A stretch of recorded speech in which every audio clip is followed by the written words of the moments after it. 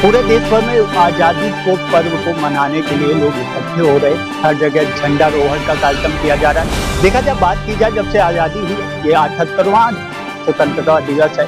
78वें स्वतंत्रता दिवस के शुभ अवसर पर तिरंगा यात्राएं निकल रही हैं, रैली निकल रही बड़ी बड़ी।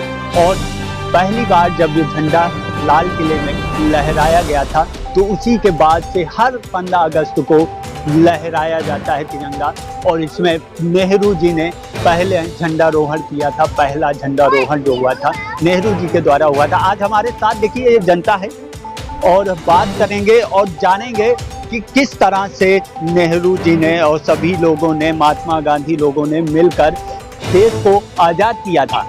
किस तरह से लड़ाइयाँ लड़ी थी और कैसे लड़ाइयाँ लड़ी थी और कितने जाने गई, कितने खून बहे, कितने परिवार बेघर हुए, कितने लोगों के बच्चे बेटे शहीद हुए, कितने माताओं बहनों का घर उजड़ा। इन सब चीज़ों को लेकर हमारे साथ कुछ लोग हैं, उनसे बात करेंगे और जानेंगे और किस तरह से 15 अगस्त मनाया जाता है, इसके लिए बात करेंगे। सर, क्या नाम है आपका? मेरा नाम संजय गौतम।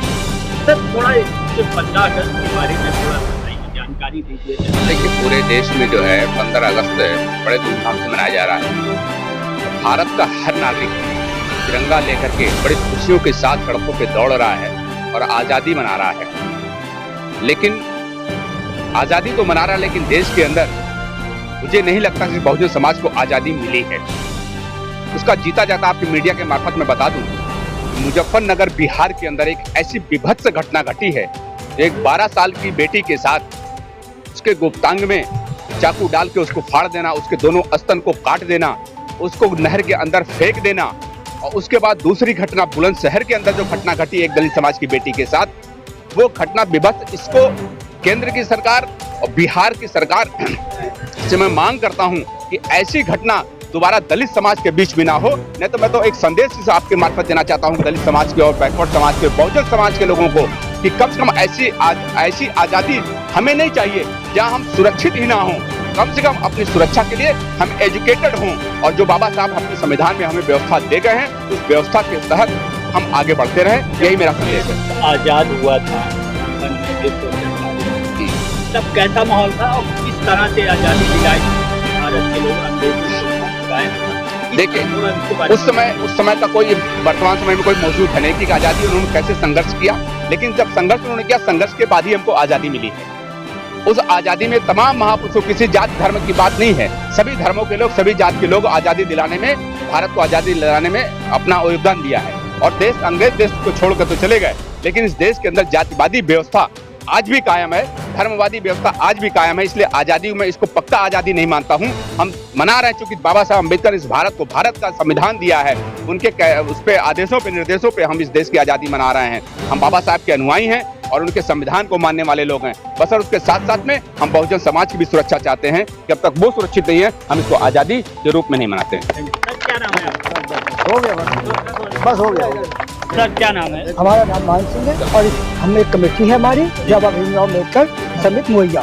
हम लोग जो है दलित समाज से आते हैं, बैकवर्ड पिछड़े आते हैं। हमारा गांव इतना बड़ा है, लगभग यहाँ 50,000 की जनसंख्या होगी, लेकिन कोई भी राष्ट्रीय कार्यक्रम नहीं होता था।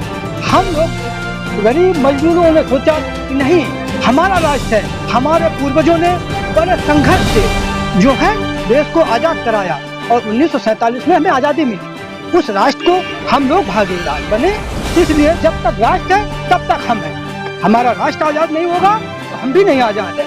लेकिन हम लोगों को वो आज़ादी नहीं मिली जो न्यायिक आज़ादी, सामाजिक आज़ादी। आज भी हम गुलाम हैं। जात पात और ऊंच नीच, धनवाद, ये आज भी चल रहा है। इन मुक्त के लिए ये कमेटी और ये हमारा आज का राष्ट्रीय कार्यक्रम पर्व है। हम लोग हर नागरिक को इतना शक्तिशाली बनाना चाहते हैं कि वो अपनी स्वयं लड़ाई लड़ सके। इसलिए हम लोग ये पर्व पहले वर्ष मनाया है। अगर मीडिया सहयोग करेगी तो इस गांव में प्रतिवर्ष दोनों राष्ट्रीय जो पर्व है मनाए जाएंगे। और हमारी कमेटी आपको आने के लिए धन्यवाद देती है। सर, क्या संदेश देना चाहते हैं? हम जनता को यही संदेश देते हैं कि अपने अधिकारों के लिए स्वयं लड़िए, अपने अंदर शक्ति लाइए। आप लड़ोगे तब न्याय मिलेगा। हमें किसको चुनना है, किसको संसद भेजना है, ये निर्णय हम अपनी आत्मा से लेंगे, नेताओं या उनके बहकावे पे नहीं लेंगे। Thank you. और लोग हैं हमारे साथ, उनसे भी बात कर लेते हैं। क्या इस स्वतंत्रता दिवस में क्या कहना चाहते हैं, क्या संदेश देना चाहते हैं जनता के लिए? क्या नाम है सर? शिव कुमार।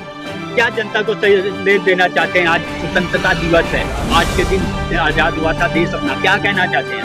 मैं सिर्फ जनता से यही कहना चाहता हूँ कि हर व्यक्ति अपने अपने कार्य और अपने अपने धर्म, जैसा धर्म तो कोई नहीं, धर्म एक मानो है और उस धर्म के चक्कर में सर्व यही कर सकते हैं और बाकी हम कुछ नहीं बोल सकते। सब लोग अपनी अपनी हिम्मत बनाए और हमको हमारा मत है, हम कहाँ कैसे करना है कि सिर्फ इतने करना चाहिए।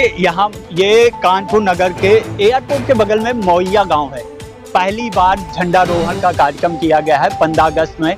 अगर ऐसे ही सबने सहयोग दिया तो लगातार चलता रहेगा। ये गांव की भीड़ है, जनता है और जनता चाहती है हमारे गांव में भी कई कार्यक्रम हो, राष्ट्रीय कार्यक्रम हो और कई यहाँ के बच्चों के साथ भविष्य उनका उज्जवल हो सके।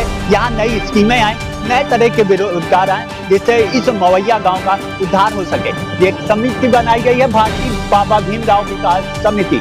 इस समिति के अध्यक्ष ने बताया कि हमारे गांव में कई चीजें हैं और जिसकी लेकर ये गांव ऊपर नहीं उठ रहा है, विकास की ओर नहीं जा रहा है, जिसके चलते वो चाहते हैं कि कुछ ऐसा होना चाहिए, सरकार ऐसी सोच होनी चाहिए कि सभी लोग इस गांव को देखें और यहाँ की जनता को आगे जाने का काम करें। कानपुर नगर से नीलू वर्मा के साथ सत्यम गोस्वामी।